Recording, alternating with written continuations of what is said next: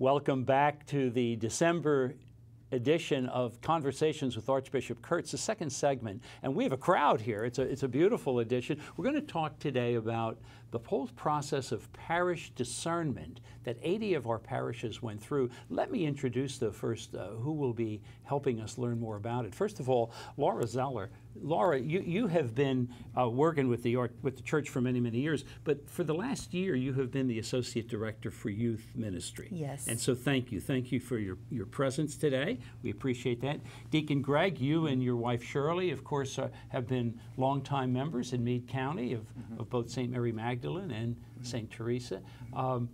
You've been a deacon for 10 years. Yes. And so I want to thank you. I also want to say a word of thanks to Father George Illikkal.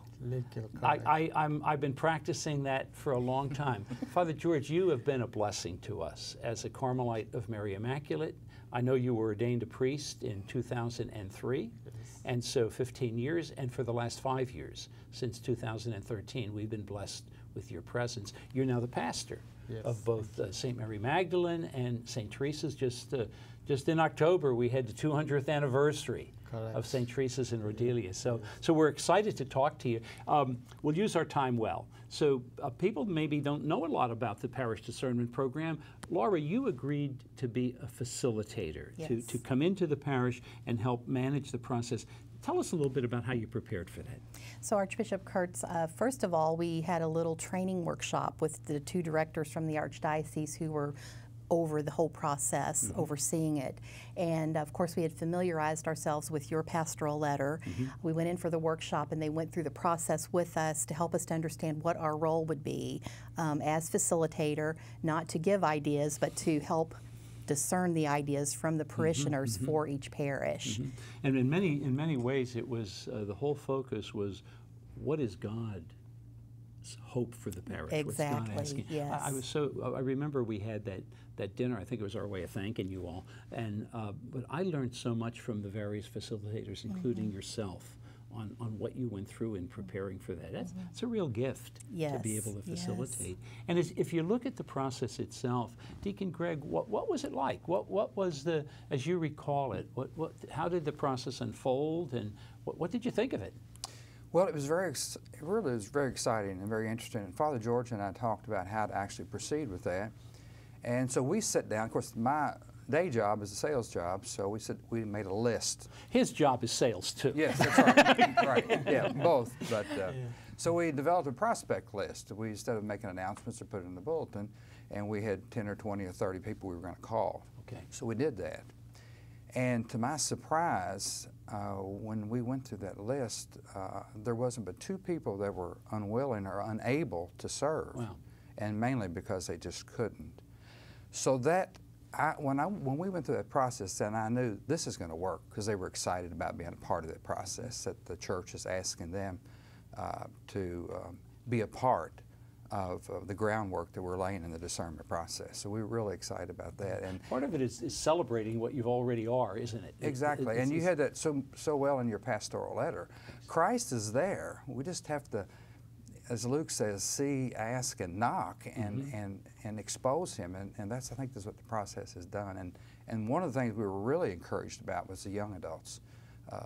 Some of the major facilitators in that were young adults, and so we're really excited about it. I was looking at some of the results. I peeked ahead at some of the things you all did, and there did seem to be a movement, especially for young adults, especially for youth ministry, but also I noticed for homebound people and people who are outreached. So let's talk a little bit. Father George, maybe you can help us with this.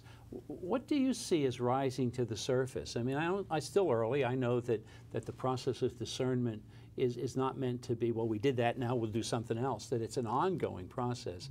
But even at this early stage, what do you see as some of the benefits or the fruits happening in each of the parishes? We had a lot of benefits from this parish discernment process. The process was a very fantastic one.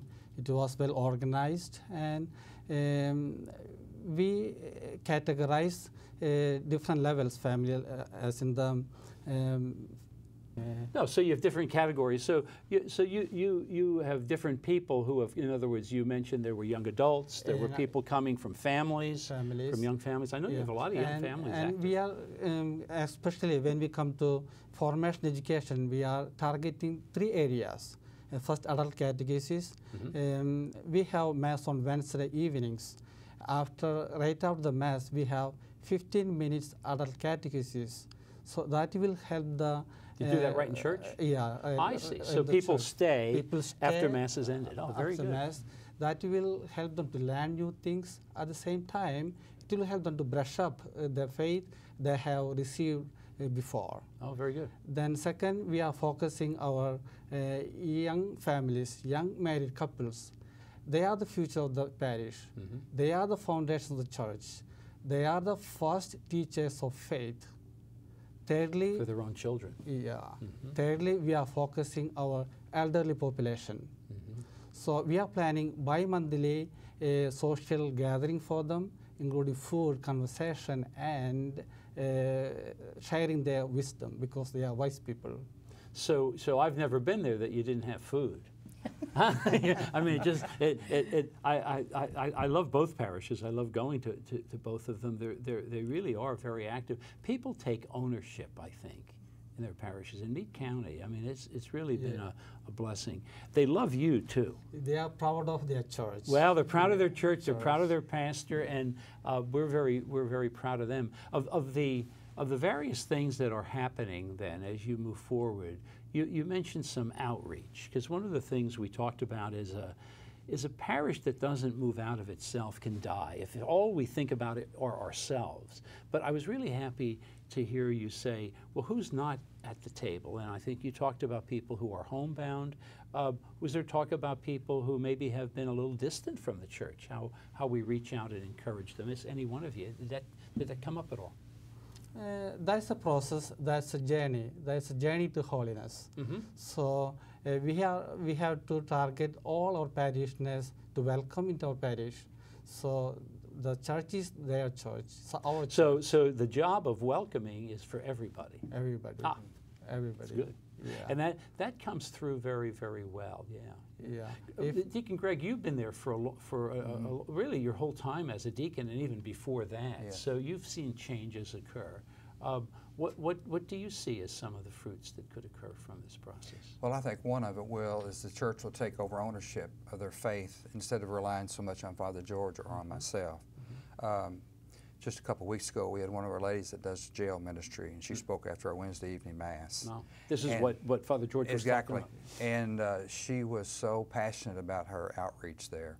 And then we have some programs where we collect food for the poor. We did that at our Harvest Prayer Service this past October. So we're real excited about that. One of the main headliners we would like to accomplish is to build a house for the Habitat. And of course, that's going to take some planning. Oh, I saw that in the list. And you must have been thrilled to see these efforts of reaching out beyond. Yes, it was a very holy experience because the people were, so, as Father George said, so passionate about wanting to take ownership, and this is where we are so far, and here's what we're celebrating, and then here's how we want to move forward. And for people to have a common project. So with Habitat, I know that's a program of sweat equity, that the person who actually uses the home, that family actually participates, don't they? Yes. Does the priest, Father George, you good with a hammer? Yeah. So that's very good. Well, I like the enthusiasm, and also I think people who want to belong, they want to belong to something that's uplifting and that really seeks to live Jesus Christ, huh?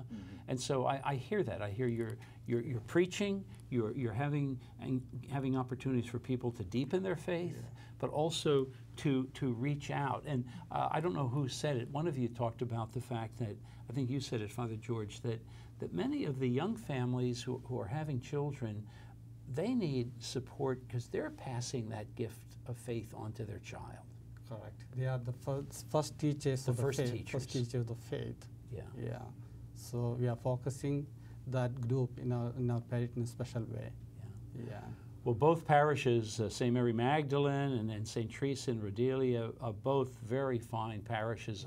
I was thrilled to be out to Saint Teresa's for you reminded me of Saint Theresa of Avila.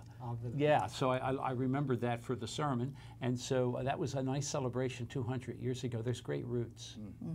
Listen, I want to thank you all because 80 parishes participated just the same way. It had different rich effects, but in many ways the same process with a facilitator as well as with the priest, deacon, and parish engaged in it. So I continue to pray that it will continue to reap great blessings. Thank you. Thank you. Thank you. Thank you for being here. And I want to thank you, the viewing audience, for being part of this edition of Conversations with Archbishop Kurtz. Please stay tuned for our last segment.